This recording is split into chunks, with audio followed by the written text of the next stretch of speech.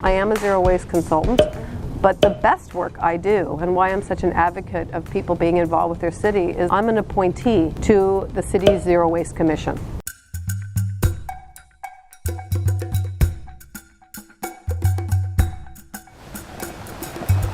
So a council member appointed me to the commission, and I served and I became vice chair, and then I became chair of the commission. And that is an unpaid position, so I'm a volunteer for my city. But it helps me to get some of the best work done. It helps me to understand the city. And when you get a chance to be a little bit on the inside and cooperative with your city, you can understand the challenges that they face. And if you don't get these different voices to the table, then people shut down and don't listen to each other. So that is what I do with my city, is I spend my time understanding their impediments or their challenges, and then I bring forward what the citizens are dealing with and what they would like to see happen, and then that's how you solve problems. I mean, zero waste to me is very solution driven. It isn't about attacking one another and saying you should be doing or have you thought and I'm sick of this. It really is a collaborative process, but it takes leadership and vision from the top. So you really have to push your officials to have some vision. And there's a lot of examples in the world that show that zero waste cities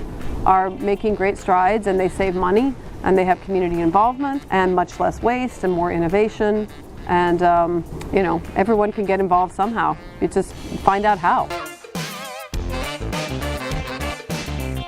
Zero waste cities all over the world, and they come to zero waste from a variety of ways. Sometimes it's just purely practical. Sometimes they have a very strong push by their community for environmentalism, or they feel the effects of the pollution differently. Like an island country might be different than something as big as the United States or Portugal.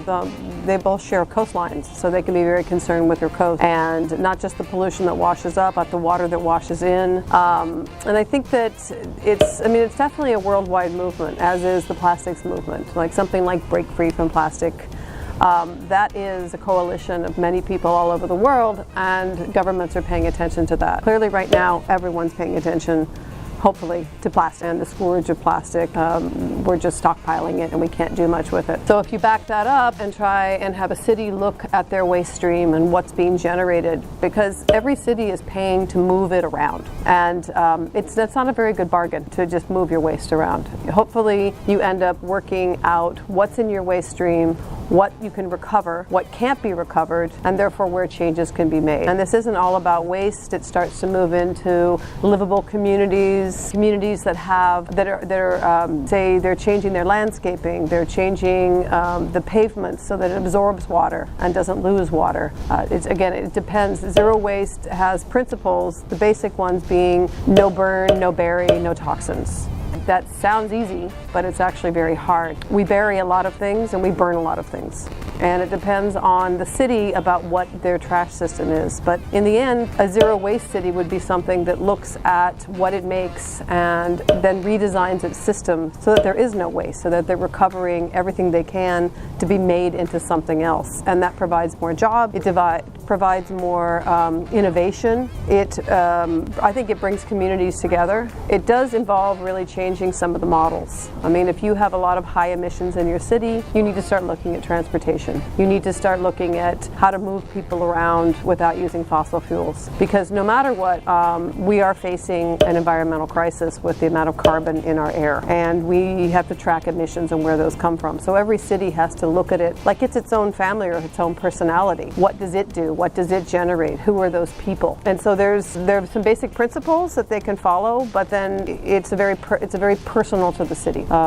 It's about what gets generated there and where can it go. This area, we're in Lisbon right now, and Lisbon actually does incinerate. I think there are probably more incinerators in Europe than in the United States. There is still some incineration, but the United States, where I'm from, is a country with a lot of land. So we've been able to bury a lot of things. Again, not great. I think the concept of no burn and no bury, it basically comes from everything. If everything is viewed as a potential resource that can be made into or born into something else, whether it's cradle to cradle and it becomes something that it's born to the same thing, or it's got a slow cradle to grave, which is still not a great solution, but perhaps it can be regenerated into something once, twice, 3 times. If you look at burning or burying, for one thing, it's kind of what we'd say a sledgehammer approach to resources. You're just getting rid of them. You're either entombing them in the earth or you're burning them. And if you burn them, then you are wasting resources which could be in there, and that's not smart. It's not a great approach, especially when we have to start thinking about our world as having limited resources.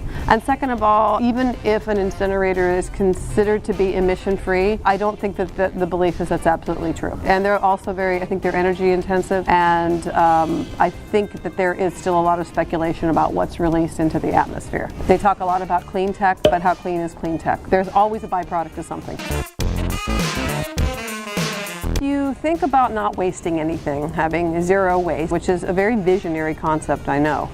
You are talking about putting things kind of back where they came from or keeping them in circulation. And I think one of the big ways it benefits is that it does this, it creates new jobs, it creates more jobs. Recycling creates far more jobs than landfilling or incineration. And again, you're talking about a sense of, a redesign, there's a new purpose, and that innovation engages people more, I believe. If it's also something like composting, collecting actual organic biodegradable waste. I think that that's really important beyond a community, because we live beyond our communities. We don't grow our food in our city, and I'm speaking largely of cities. If we grow our food in our city and we had fields everywhere, well, then it wouldn't be a city. So we are connected to the land, and everything that is biodegradable and comes from the earth, even if it's a byproduct, a peel, some kind of refuse we don't eat, that needs to go back into the soil, both the water and the minerals, the vitamins, everything we took from the earth needs to go back, because that is a benefit to any community. And I think that I'm a strong advocate for compost. I'm much more than anaerobic digestion. I think a lot of cities might feel they have space issues, or that they have to possibly truck things too far, then there's emissions there. So there's always the weighing of emissions, how much to do one thing or another. But again, I think that we need better planning too. We need more people perhaps doing more small compost projects than giant industrial ones. We kind of need them all, but there's no one solution for how we compost in the world. And anyway, so it engages a community, I think. Speak to both San Francisco and to Berkeley, California, where I'm from. They're right across the bay from each other. They hold a lot of the same principles. They have zero waste goals, and they have a lot of operations and ordinances. And again, the citizens have helped support these ordinances. So when you ask about how citizens can get involved, if you have community support saying, we want this problem solved, some people will be inconvenienced by this problem, but they do want it solved. So in the case of, say, single-use disposable plastics, which I've been very intimately involved with since our city, Berkeley, recently passed an ordinance. It's very similar to an ordinance that was passed in San Francisco, but we decided to start charging takeout cups. You want a cup of coffee, you want a cup of iced tea to go, a hot or cold drink, you're going to have to pay 25 cents for that cup in Berkeley.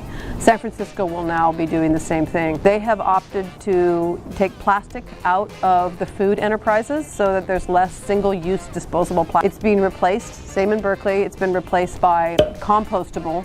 So that's usually a plant-based plastic, like a PLA or something else. It's a plant-based plastic, or a certified compostable fiber cup, or food container, or a utensil.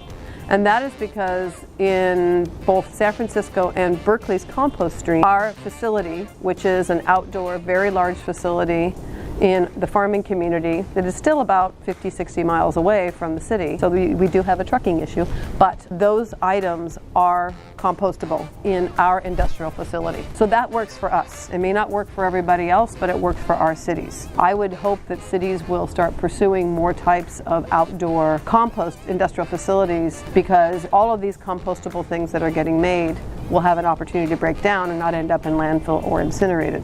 So I think that that's what the community and citizens need to do, is they need to start having these conversations with their city, that if, say, you're a restaurant in a city that's investing in compostable takeout because they believe that something good is going to happen to that at the end of its life, they may not be aware that if it's going to landfill, it's not going to break down, and if it's going to incineration, it's going to be burned up. I think that this kind of transparency between a government and citizens, this needs to happen. Questions need to be asked, because people don't like to be fooled. They want to know that if they're investing their money and their time in understanding that something compostable is better than a plastic, then it needs to end up in a compostable facility. And that's what the government has to be very clear on. And I say it, it's a bottom-up and a top-down approach. But conversations need to be had with your city to ask them what they do. Waste is a very complicated thing, and you really need to know where it goes and what happens with it. Because just because you put it in a can doesn't mean that it's going to meet the proper destination. And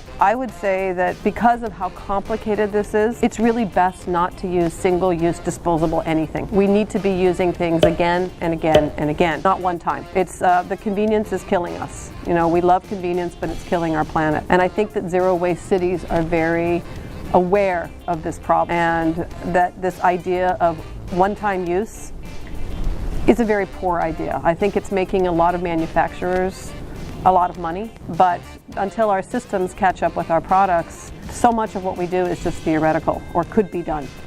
But those are the conversations that citizens need to have with their cities, and they need to show up, and they need to speak, and they need to collaborate with other groups, and they need to to band together, because there's safety in numbers and there's power in numbers, and conversations need to be had. It's probably best to know not to set up an attack with your city either, but to bring people to the table and really have discussions and some clear goals about what you want to happen.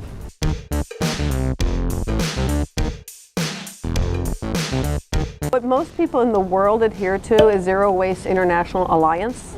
And I believe that's zwia.org, and that really lays out what the accepted definition is, and it talks about the zero waste member communities, and there are some amazing people that have been doing this work for a long time all over the world.